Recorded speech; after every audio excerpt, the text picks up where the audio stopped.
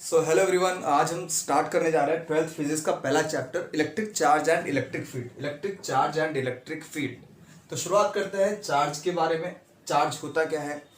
तो charge is nothing but N intrinsic property of matter. What does this intrinsic property means? जैसे कि हर एक body का अंदर क्या होता है, मास होता है, वैसे ही हर एक बॉडी के अंदर क्या प्रेजेंट होता है, चार्ज प्रेजेंट होता है। ठीक है, charge is nothing but N intrinsic property of matter just like mass.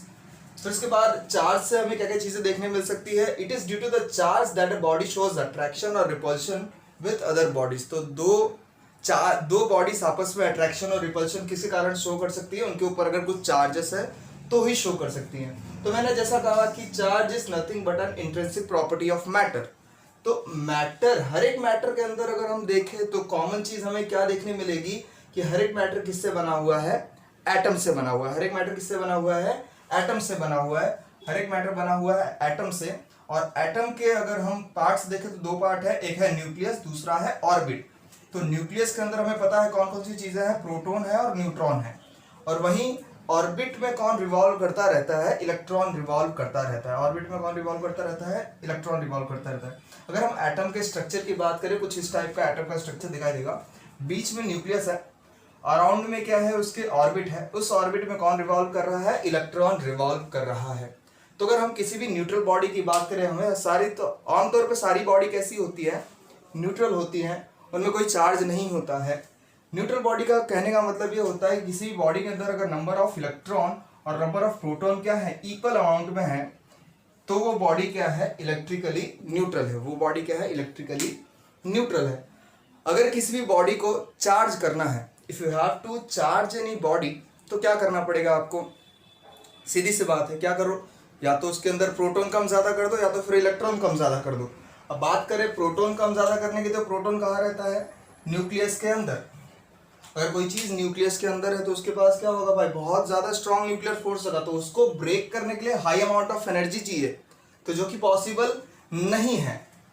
तो हम क्या करेंगे, इजिली अगर हमें चीजों को चार्ज करना है तो हम क्या करेंगे, उसके ऊपर से इलेक्ट्रॉन कम ज्यादा कर देंगे। क्योंकि इलेक्ट्रॉन जो है वो लूजली बाउंडेड होता है, रिवॉल्व करता रहता है ऑर्बिट में, तो इलेक्ट्रॉन को निकाल पाना ज्यादा ही आसान है। तो किसी भी बॉडी को अगर चार्ज करना है तो उसके अंदर से इलेक्ट्रॉन निकाल दो या फिर उसको अंदर इलेक्ट्रॉन दे दो।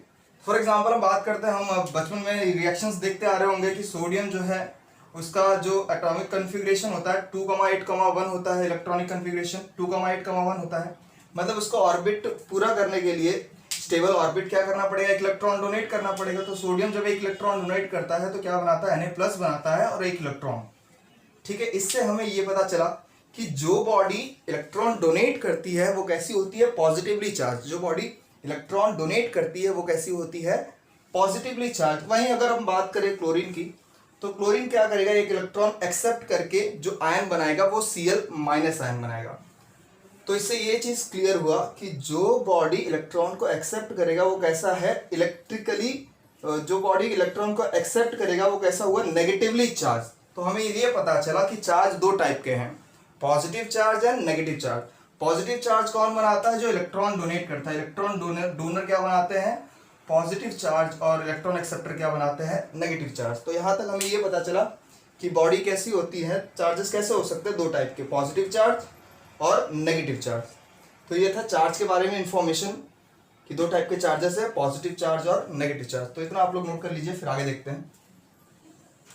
सो अभी हमने देखा टाइप्स ऑफ चार्जेस के बारे में। तो दो टाइप के चार्जेस होते हैं, पॉजिटिव चार्ज और नेगेटिव चार्ज। अभी हमने देखा पॉजिटिव चार्ज और नेगेटिव चार्ज दो टाइप के चार्जेस होते हैं। पॉजिटिव चार्ज किसी भी चीज पे कब बनता है, जब वहां से इलेक्ट्रॉन कोई चीज डोनेट करे, मतलब इलेक्ट्रॉन की कमी क्या बना देता है, पॉजिटिव चार्ज बना देता है। वहीं पर कोई चीज अगर इलेक्ट्रॉन को एक्सेप्ट कर देता है तो वो कैसा हो जाता है, नेगेटिवली चार्ज हो जाता है। तो हमें क्लियर हो गया कि कितने टाइप के चार्जेस होते हैं, दो टाइप के चार्जेस होते हैं, एक होता है पॉजिटिव चार्ज, एक होता है नेगेटिव चार्ज।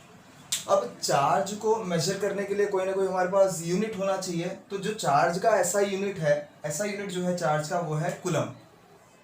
चार्ज का जो ऐसा यूनिट है वो है कूलम। कूलम थोड़ी सी बड़ी यूनिट होती है, तो हमें जो भी क्वेश्चंस मिलेंगे वहां पर जो चार्ज का यूनिट होगा, माइक्रो कूलम, मिली कूलम, ऐसा मतलब छोटा वैल्यू होगा। तो कूलम जो है चार्ज की बड़ी यूनिट होती है। तो ऐसा यूनिट जो है चार्ज का वो क्या है, कूलम है। ऐसा unit of charge is coulomb. तो वहीं पर हम देख लेते हैं इलेक्ट्रॉन का और प्रोटॉन का चार्ज कितना होता है। तो इलेक्ट्रॉन का जो चार्ज है, इलेक्ट्रॉन का 1 इलेक्ट्रॉन का चार्ज जो है वो कितना होता है, -1.6 इंटू 10⁻⁻19 कूलम। यहाँ पर माइनस साइन लगा हुआ है, इससे हमें ये पता चला जो इलेक्ट्रॉन है कैसा है, negative charge, negatively charge particle है। वहीं पर जो प्रोटॉन है, प्रोटॉन का और इलेक्ट्रॉन का चार्ज का जो मैग्नीट्यूड है वो सेम होता है। प्रोटॉन का जो चार्ज है वो कितना है, +1.6 इंटू 10⁻⁻19 कूलम। ये कैसा पार्टिकल है, पॉजिटिवली चार्ज पार्टिकल है। वहीं अगर हम न्यूट्रॉन की बात करें तो न्यूट्रॉन कैसा होता है, उसके ऊपर चार्ज कुछ भी नहीं होता है, वो 0 कूलम होता है। इसका मतलब न्यूट्रॉन कैसा है, न्यूट्रल पार्टिकल। न्यूट्रॉन कैसा है, न्यूट्रल पार्टिकल, कोई भी चार्ज नहीं होता है। तो ये था चार्जेस के बारे में, टाइप्स ऑफ चार्जेस। उसका जो ऐसा यूनिट होता है वो होता है कूलम। और इलेक्ट्रॉन के ऊपर कितना चार्ज होता है, प्रोटॉन के ऊपर कितना चार्ज होता है, न्यूट्रॉन के ऊपर कितना चार्ज होता है। अब इसका डायमेंशन देख लेते हैं। इसका जो डायमेंशन निकलता है वो निकलता है करंट के डेफिनेशन से। करंट का डेफिनेशन क्या है, current is nothing but rate of flow of charge, मतलब कितना चार्ज फ्लो हुआ कितने टाइम में। ये अभी आगे आप देखेंगे। तो I is equals to Q upon T. तो Q को क्या लिख सकते हैं हम, I इंटू टी लिख सकते हैं। I is equals to Q upon T, तो Q को क्या लिख सकते हैं हम, I इंटू टी। वहीं पर जो I है, I को जो मेजर करते हैं वो एम्पियर में मेजर करते हैं, और उसका जो डायमेंशन है वो भी किससे दिखाते हैं हम, A से दिखाते हैं। वहीं टाइम है, टाइम, ठीक है। तो टाइम का जो डायमेंशन है उसमें मास 0 होगा, लेंथ 0 होगा, टाइम रेज़ टू 1 आएगा। तो इसको सब हम मर्ज कर देते हैं, तो जो डायमेंशन मिलेगा हमें चार्ज का वो क्या मिलेगा, m0 l0 t1 a1। तो यहाँ तक क्या था, हमने चार्जेस के बारे में इंफॉर्मेशन गैदर की कि चार्ज कैसा होता है, उसके टाइप कितने होते हैं, उसका जो ऐसा यूनिट है वो क्या होता है, और उसका जो डायमेंशन है वो कितना होता है, ठीक है। सो अभी तक हमने देखा चार्ज, चार्ज का डेफिनेशन, उसका ऐसा यूनिट, उसके टाइप्स, उसका डायमेंशन। अब हम बात करते हैं चार्ज की प्रॉपर्टीज़ के बारे में, प्रॉपर्टीज ऑफ चार्ज। तो चार्ज की जो सबसे पहली प्रॉपर्टी है वो है स्केलर क्वांटिटी। मतलब चार्ज कैसा है, स्केलर क्वांटिटी। जैसे आप इंटीजर्स को ऐड करते हैं वैसे ही आप चार्जेस को भी ऐड कर सकते हैं। फॉर एग्जांपल एक +2 कूलम चार्ज है, दूसरा +2 कूलम चार्ज, दोनों को अगर ऐड करें तो हमें टोटल चार्ज क्या मिलेगा, +4 कूलम मिलेगा। एक +3 कूलम चार्ज है, दूसरा -5 कूलम चार्ज, अगर दोनों को ऐड कर दें तो जो टोटल चार्ज मिलेगा वो कितना मिलेगा, -2 कूलम मिलेगा। तो चार्ज क्या है, स्केलर क्वांटिटी है, ठीक है। चार्ज कैसा है, स्केलर क्वांटिटी है। ये होगी इसकी फर्स्ट प्रॉपर्टी। चार्ज की जो सेकंड प्रॉपर्टी है कि चार्ज इज ऑलवेज कंजर्व। किसी भी आइसोलेटेड सिस्टम के लिए चार्ज हमेशा कैसा रहेगा, कंजर्व रहेगा। मतलब जो इनिशियली था जितना चार्ज उतना ही चार्ज फाइनली मिलेगा। टोटल चार्ज कैसा रहेगा, कांस्टेंट रहेगा। फॉर एग्जांपल हमारे पास दो बॉडी ले लेते हैं, ए और बी, दोनों ही आइडेंटिकल है, सेम है, एज इट इज है, लेकिन ए पर जो चार्ज है वो +4 कूलम का है और बी पर जो चार्ज है वो कितना है, 0 कूलम का है। तो बाय एनी मीन्स अगर हम इन दोनों को टच करा दें तो टच से क्या होगा, एक दूसरे पे चार्ज ट्रांसफर होता है, ठीक है। तो पहले ये कितना था, +4 कूलम, और ये कितना था, 0 कूलम। लेकिन जैसे हमने इन दोनों को टच करा दिया, आइडेंटिकल होने के कारण इनमें क्या होगा, इक्वल चार्ज डिस्ट्रीब्यूशन होगा। तो ए और बी आपस में इक्वली चार्ज डिस्ट्रीब्यूट कर लेंगे, और ए पर कितना चार्ज हो जाएगा, +2 कूलम का, और बी पर कितना चार्ज हो जाएगा, +2 कूलम का। लेकिन यहाँ पर आप अगर एक बात देखें तो इनिशियल जो टोटल चार्ज था +4 + 0 दैट इज +4 कूलम, और फाइनली अगर आप चार्ज देखें तो कितना हो जाएगा, 2 + 2 दैट इज 4। मतलब इनिशियली और फाइनली जो चार्ज है वो कैसा का कैसा है, सेम ही है। टोटल अमाउंट जो चार्ज का है वो कैसा है, कांस्टेंट है। तो इसको बोलते हैं charge is conserve. Third property है कि like charges always repel each other and unlike charges attract each other. जो लाइक चार्जेस हैं, जैसे कि प्लस वाला प्लस के साथ क्या करेगा, रिपेल करेगा, माइनस वाला माइनस के साथ क्या करेगा, रिपेल करेगा। लेकिन अगर एक प्लस है दूसरा माइनस है तो दोनों के बीच में क्या होगा, अट्रैक्शन होगा। मतलब कि लाइक चार्जेस एक दूसरे को रिपेल करेंगे, वहीं पर अनलाइक चार्जेस एक दूसरे को क्या करेंगे, अट्रैक्ट करेंगे। ये हो गई उसकी थर्ड प्रॉपर्टी। अब बात करते हैं फोर्थ प्रॉपर्टी की।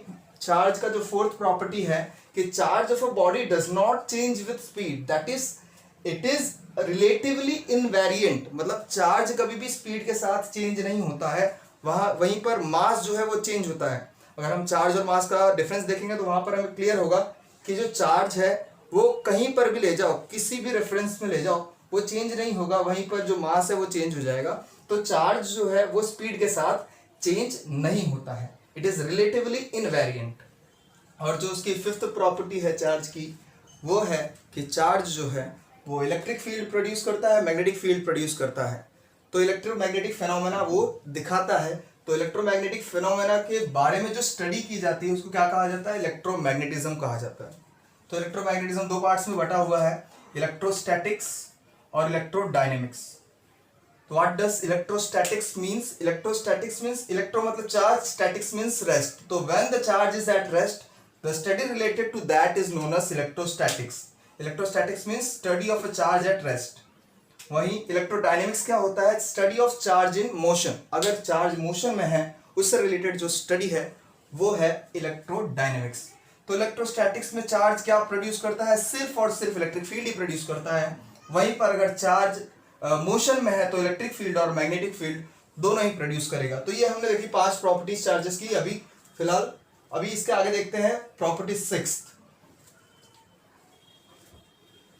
चार्ज की जो 6th प्रॉपर्टी है वो ये है कि charge is always quantized. Charge is always quantized कहने का मतलब ये है कि किसी भी चीज पे मिनिमम कितना चार्ज हो सकता है वो कैसे पता चलेगा? हमें पता है कि अगर हमें किसी चीज को चार्ज करना है तो आप क्या करो? इलेक्ट्रॉन का ट्रांसफर कर दो। या तो आप इलेक्ट्रॉन डोनेट कर सकते हो या तो फिर इलेक्ट्रॉन एक्सेप्ट कर सकते हो। मतलब कितना मिनिमम चार्ज हो सकता है कोई बॉडी?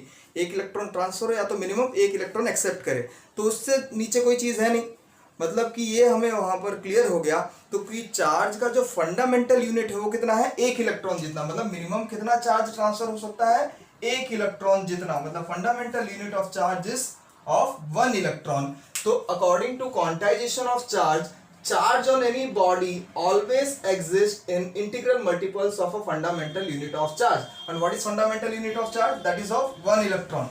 तो चार्ज तो जो हमें फॉर्मूला मिलेगा वो क्या मिलेगा? Q is equal to plus minus n e, जहां पर ये जो n वाली वैल्यू है हमेशा वो इंटीजर वाली वैल्यू होगी, फ्रैक्शन कभी नहीं होगी, क्योंकि मिनिमम एक इलेक्ट्रॉन ट्रांसफर कर सकते हैं। आधा, 2.5, 3.5 ऐसे इलेक्ट्रॉन हम नहीं डिस्ट्रीब्यूट कर पाएंगे। तो मिनिमम कितना? एक इलेक्ट्रॉन, 2 इलेक्ट्रॉन, 3 इलेक्ट्रॉन ऐसे करके ट्रांसफर होगा कोई भी चीज में। ठीक है, या तो 4 इलेक्ट्रॉन का ट्रांसफर हो गया या तो 5 इलेक्ट्रॉन का ट्रांसफर हो गया। मतलब वो इंटीजर वैल्यू होगी, ना कि कोई फ्रैक्शन या फिर डेसिमल वाली वैल्यू।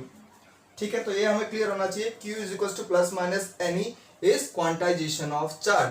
तो इससे बेस्ड एक न्यूमेरिकल देख लेते हैं तो हमारा क्लियर हो जाएगा। जैसे कि if a body donates 2 electron, कोई बॉडी अगर 2 इलेक्ट्रॉन डोनेट कर रहा है तो अगर कोई डोनेट करता है तो हमें पता है उसके ऊपर चार्ज कौन सा आएगा? पॉजिटिव चार्ज आएगा। If a body donates 2 electron then the charge on a body is given by, हमें पता है charge is equal to Q is equal to n. कहां से आया? ये क्वांटाइजेशन ऑफ चार्ज से आया।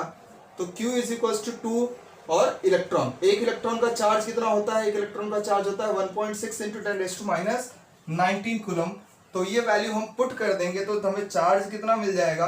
2 इंटू 1.6 इंटू 10⁻⁻19। तो 2 इंटू 1.6 3.2, 3.2 इंटू 10⁻⁻19 कूलम। मतलब इस बॉडी पे कितना चार्ज हुआ है? Plus of 3.2 into 10⁻⁻19 coulomb. तो बहुत इंपॉर्टेंट था ये। Charge is quantize, quantization of charge बहुत इंपॉर्टेंट प्रॉपर्टी है। ठीक है, तो इतना क्लियर रहेंगे।